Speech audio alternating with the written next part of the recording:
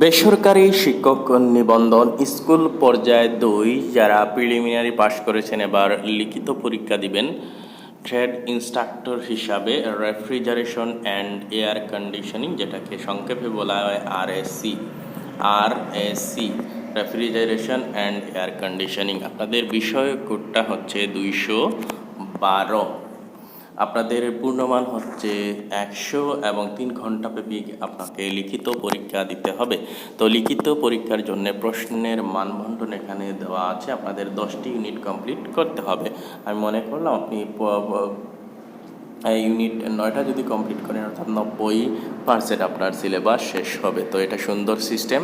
একটা ইউনিট শেষ করলেন মানে আপনি 10 নাম্বার শেষ করতে পারলেন। তো এটা সুন্দর একটা সিলেবাস, যেটা অন্য বিষয়ে দেওয়া নেই, আরএসিতে দেওয়া আছে।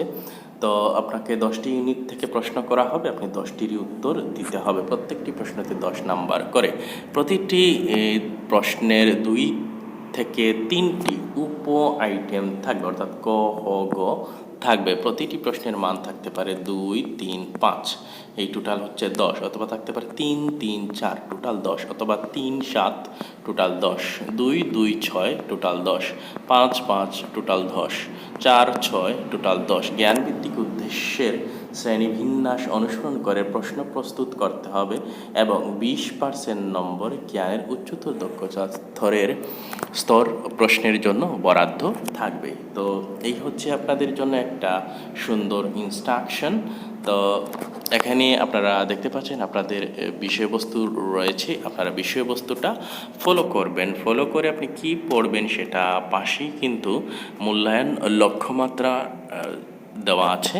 এখানে রেফ্রিজারেশন অ্যান্ড এয়ার কন্ডিশনিং মৌলিক ধারণা, এই বিষয়ে আপনি এখানে এই টপিকগুলো পেয়ে যাচ্ছেন। এই টপিকগুলো থেকে আপনি কি কি পড়বেন সেটা এখানে রয়েছে, যেমন রেফ্রিজারেশন ও এয়ার কন্ডিশনিং পদ্ধতিসমূহ বর্ণনা, রেফ্রিজারেশন ও এয়ার কন্ডিশনিং পদ্ধতিসমূহের ব্যবহার ক্ষেত্র সম্পর্কে বর্ণনা।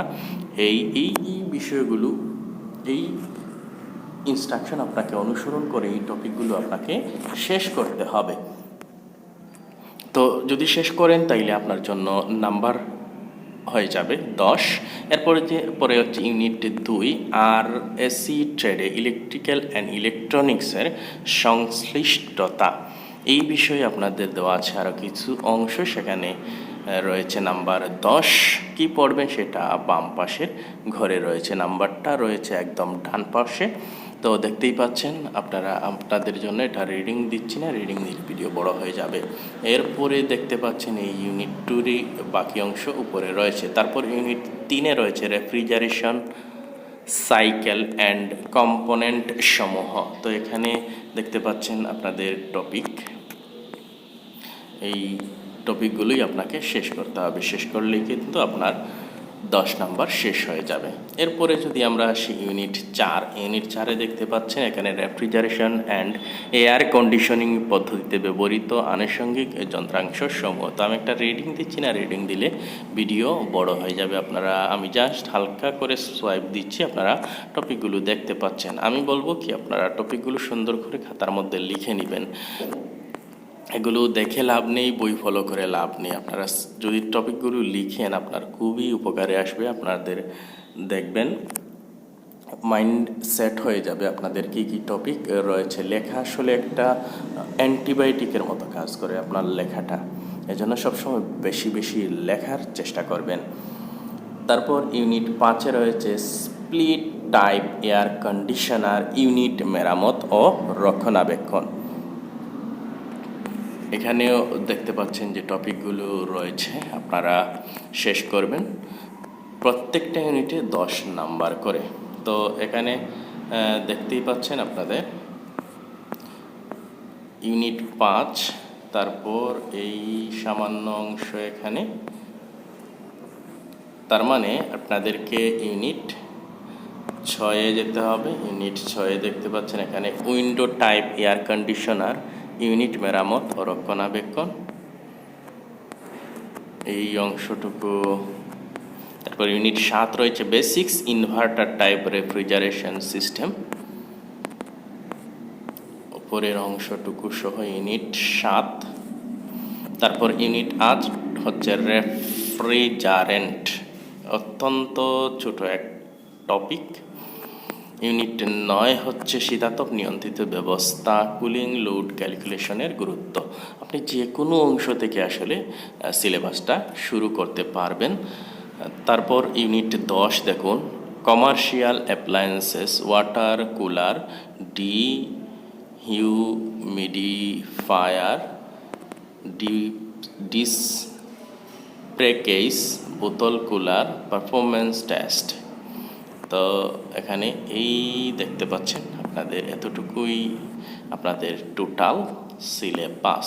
এর বাইরে থেকে আপনাদের আসার কোনো সুযোগ নেই। তো অনেকে মনে করবেন আসলে এটা অনেক বড় একটা সিলেবাস, দেখেই ভয় লাগছে। আসলে বড় নয় সিলেবাসটা, আপনারা জাস্ট পড়ে দেখুন, লিখে দেখুন।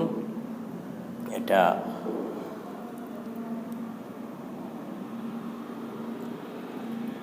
আপনি সহজেই শেষ করতে পারবেন। তো কিভাবে শেষ করবেন এর জন্য আমরা এখন বিস্তারিত আলোচনা করব। এরই ফাঁকে আপনাদের একটা প্রশ্নের উত্তর দিয়ে যাই। অনেকেই প্রশ্ন করে থাকেন ভিডিওর বিভিন্ন যে আপনারা কোন প্রকাশনীর বইটা কিনবেন, কোন প্রকাশনীর বইটা ভালো, কোন প্রকাশনীর বই কিনলে সহজ হবে, বিভিন্নভাবে কমেন্ট করে থাকেন ঘুরে ফিরে। তো দেখুন, আমি বলবো আপনি প্রথমে লাইব্রেরিতে যাবেন, গিয়ে আপনি যে কোনো একটা লাইব্রেরিতে যতগুলো প্রকাশনীর বই আছে আপনি সবগুলোই বের করাবেন।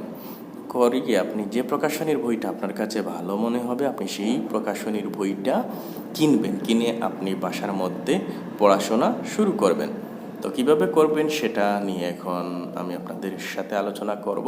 তো যারা লাইব্রেরিতে বই পাবেন না, যদি আপনার কাছে নবম দশম শ্রেণীর বইটা থেকে থাকে আরএসসি, তো আপনি এই বইটাই যদি পড়াশোনা শুরু করেন আপনি সকল টপিক এখানে পেয়ে যাবেন। আপনাকে বাড়তি কোনো কিছুই করতে হবে না, এই টপিকের মধ্যেই কিন্তু আপনাকে প্রশ্ন করবে। অতএব এই টপিকগুলো সব নবম দশম শ্রেণীর আরএসসি বইয়ে পেয়ে যাবেন, ট্রেড 1 এবং ট্রেড 2-তে। যদি আপনারা এটা আপনাদের কাছে না থাকে আমাদের কাছ থেকে আপনি কিনতে পারবেন।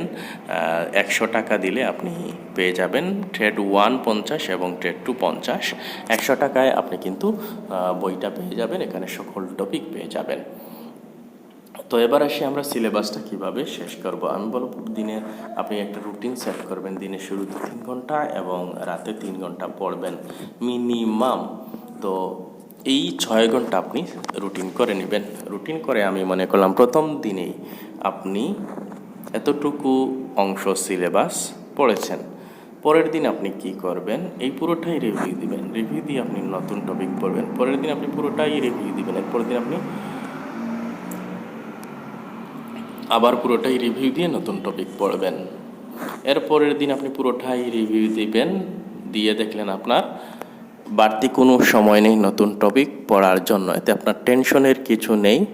আপনি পরের দিন আবার পুরোটাই রিভিউ দিবেন। রিভিউ দিয়ে দেখেন আপনি যে সময় আছে নতুন টপিক পড়লেন। এরপর দিয়ে পুরোটাই রিভিউ দিতে গেলেন, দেখলেন আপনার বাড়তি কোনো সময় নেই। তো এতে আপনার টেনশনের কিছু নেই। আপনি আপনার এই সিস্টেমটা পুরো 20 থেকে 25 দিন কন্টিনিউ করে যাবেন, দেখবেন ম্যাজিকের মতোই কিন্তু আপনার সিলেবাসটা শেষ হয়ে গেছে। সবচেয়ে মজার বিষয় যেটা, আপনার প্রতিটা টপিক কিন্তু আপনার চোখের সামনে আয়নার মতো ভাসতে থাকবে। এই ম্যাজিকটা আপনি নিজে থেকেই প্রমাণ করার চেষ্টা করুন। আপনি আমার এই সিস্টেমটা ফলো করুন। আমরা যেটা করে থাকি প্রতিদিন নতুন নতুন টপিক পড়ে থাকি, যার কারণে আমাদের এই পড়ার মধ্যে গ্যাপ তৈরি হয়, যার কারণে আমরা আমাদের সিলেবাসটা শেষ করতে পারি না এবং আমরা কখনোই আমাদের নিবন্ধন পাশ করতে পারি না। বই পেলে চলবে না। এই সিলেবাসটা অনেকেই বলবেন যে অনেক বড় সিলেবাস। না, আপনি বয় না পেয়ে আপনাদের সিলেবাসটা ধীরে ধীরে কন্টিনিউ করার চেষ্টা করুন। আপনি ধীরে ধীরে সিলেবাসটা কমপ্লিট করুন। এইভাবে আপনি চেইন আকারে সিলেবাসটা কন্টিনিউ করে দেখুন। আপনি ধীরে ধীরে এমন এক পর্যায়ে যাবেন যে আপনি প্রথম ধাপেই পাস তো করবেনই, আপনার রেজাল্ট দেখবেন সবচাইতে ভালো। তো আশা করছি ভিডিওটি আপনাদের উপকারে এসেছে।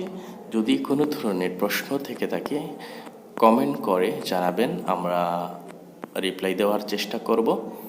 সবাই ভালো থাকবেন, সুস্থ থাকবেন, নিজের পরিবারের সদস্যদের ভালোবাসবেন, নিজে ভালো থাকবেন, অন্যকেও ভালো রাখবেন।